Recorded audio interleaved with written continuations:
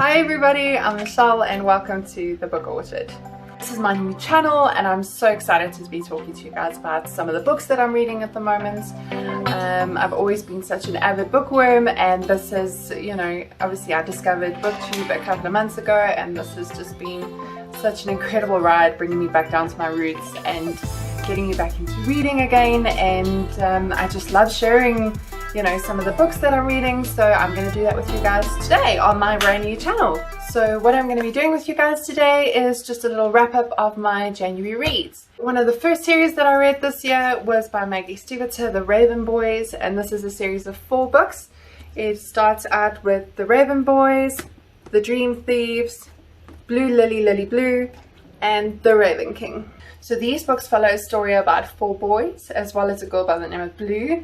You have Gansey, Ronan, Noah and Adam, as well as Blue, and they're all still in school. Blue has a very different sort of life. Her mom and all the women that she lives with are psychics, but she is not. And then you have Gansey, who is, the boys all go to a local private school. They all quite often, well, 3 of them come from very moneyed sort of families, very wealthy families. One of them is a scholarship student. He's got some interesting hardships of his own that he's gone through. And they all on this journey. Gansey is sort of on a treasure hunt, if you want to call it that. What I loved about this series was just how it was quite a coming of age story, where they really came to terms with who they are and why they are the way that they are. They all are very different, and it's so interesting to see such different characters in such a close mix and such an incredible bond. And one of the things that was so incredible for me was, even though there were characters that you perhaps didn't really like, you became so invested in them, and you actually ended up caring. I ended up caring very, very much for some of them,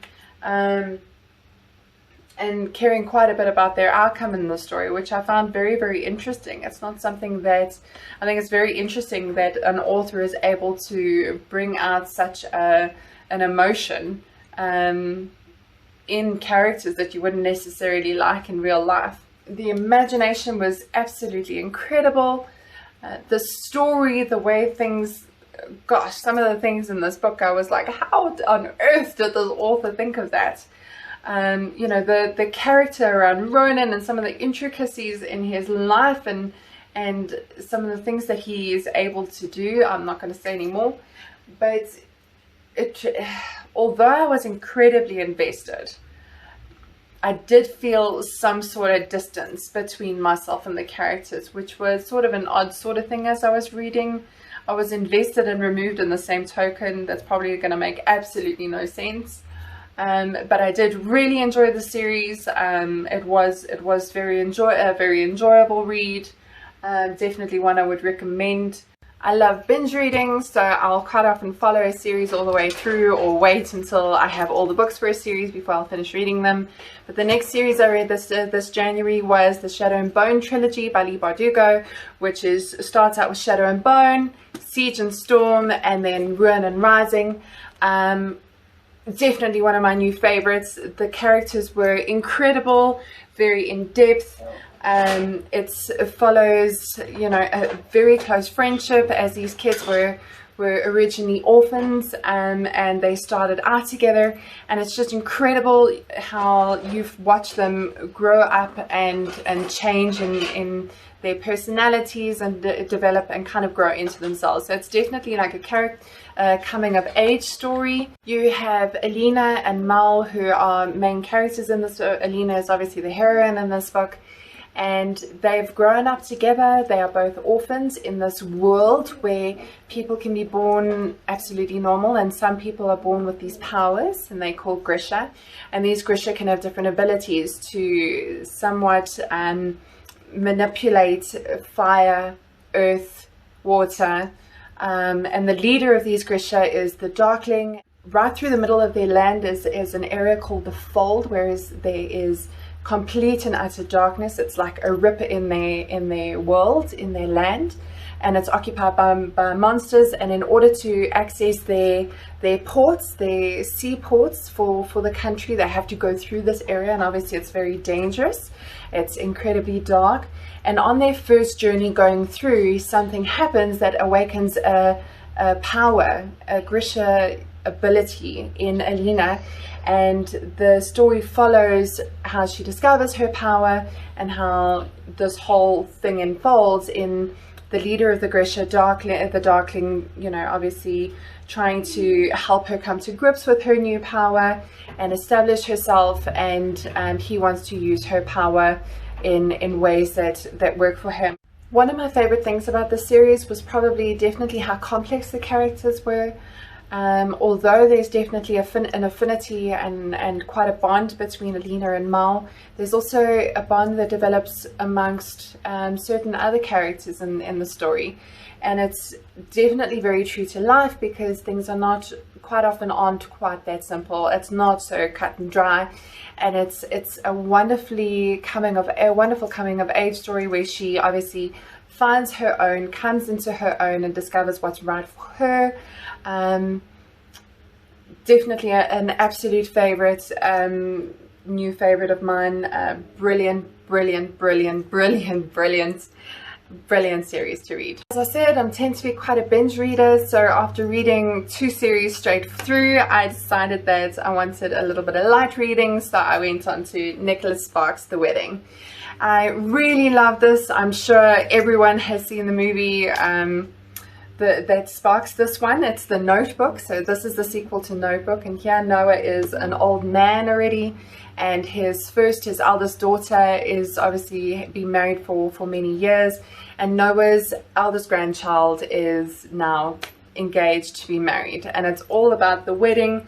But his daughter and her husband, they seem to have lost a little bit of spark in their marriage, and he feels it's a lot of the responsibility lies on his side. And it's just a wonderful story as to how this couple who've been married for years managed to rekindle things and come back together just through nice little normal steps. It is rather soppy, it's very predictable, but it was also quite an enjoyable, quite a fun light read, and it was almost like coming home to some degree, reading about Noah and obviously seeing what he's become, and you know, how he's turned out in his older years, after I'm sure the whole world has seen that movie. Another book that I read during this time was also Julie Berry's Lovely War, which was absolutely gorgeous. I absolutely love historical fiction, and this was quite a historical fiction romance going on all based around the First World War, where we see some of the gods. We see Hades, Apollo, Aphrodite, Ares, Hephaestus, all coming together in quite an interesting sort of situation, where they end up discussing, you know, a few of the lives that they've been involved in and kind of fiddled with, if you want to call it that.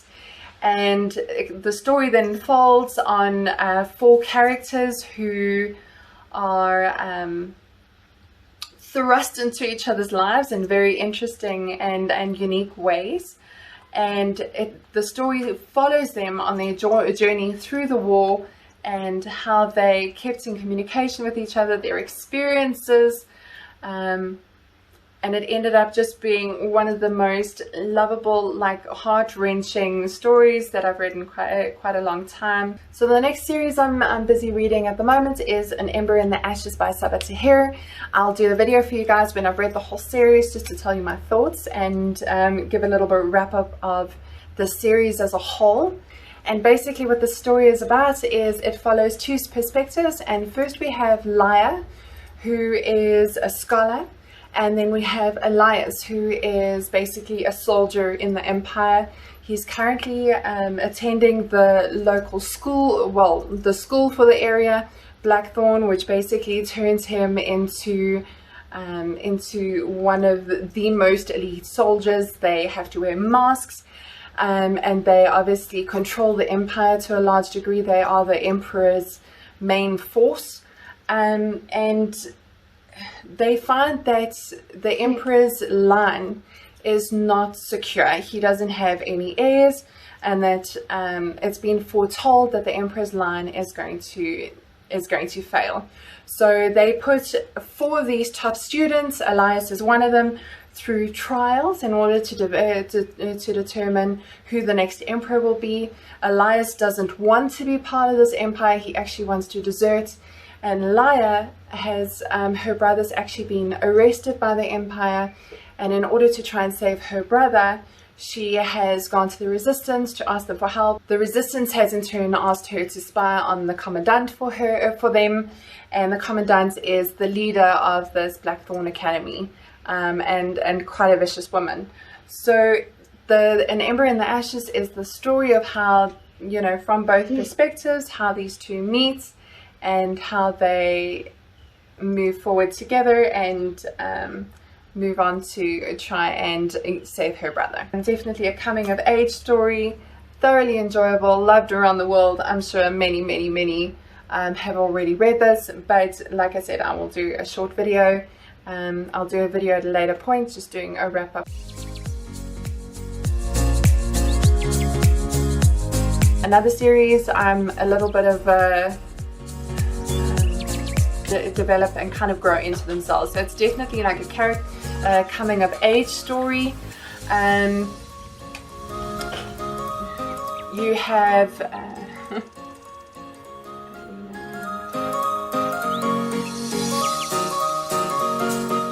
discovering, you know, where the origin of this is, and obviously developing, you know,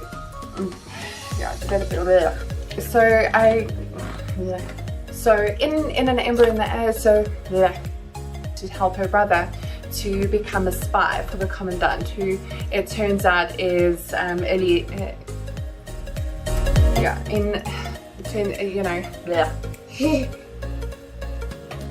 we have two main, a couple of main characters. You have Gansey, Adam, Ronan, and